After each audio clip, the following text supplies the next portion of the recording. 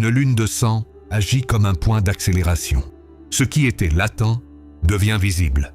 Tu peux ressentir que l'atmosphère est différente, les conversations sont plus chargées, les réactions plus tranchées. Ce n'est pas imaginaire.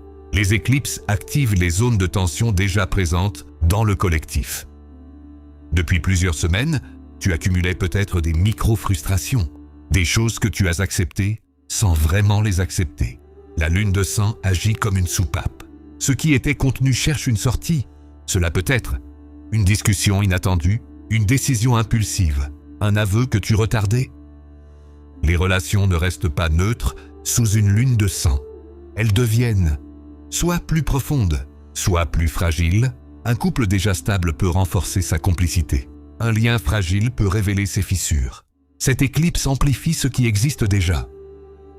Tu peux réaliser que tu dépendais émotionnellement d'une validation extérieure.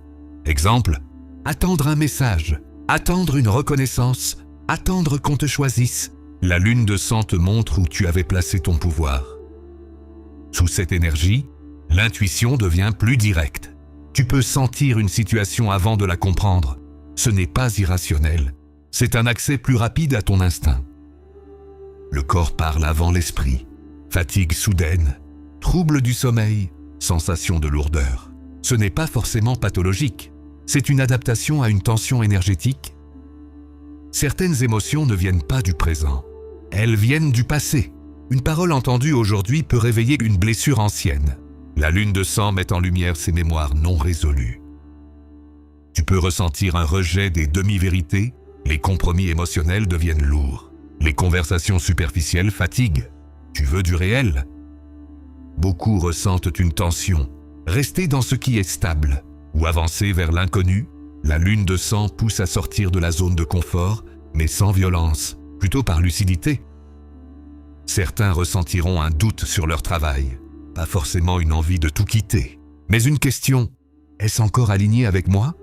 Cette éclipse active les zones où tu t'es adapté au lieu d'être authentique. Les tensions sociales peuvent s'amplifier. Les débats deviennent plus polarisés, les opinions plus tranchées. Ce n'est pas le chaos, c'est une phase de révélation des fractures existantes.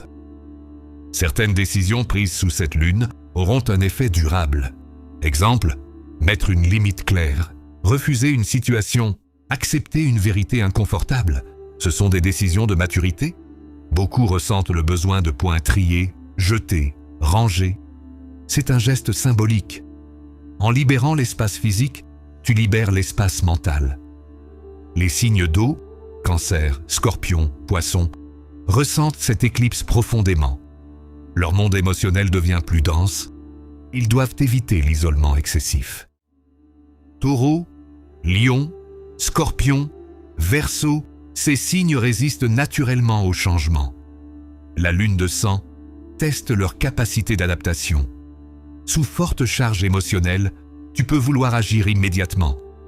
Mais la vraie transformation vient après l'intégration, pas dans la précipitation. Tu peux te demander, qu'est-ce qui compte vraiment? Ce tri est parfois inconfortable, mais il est libérateur. Toute transformation déclenche une peur.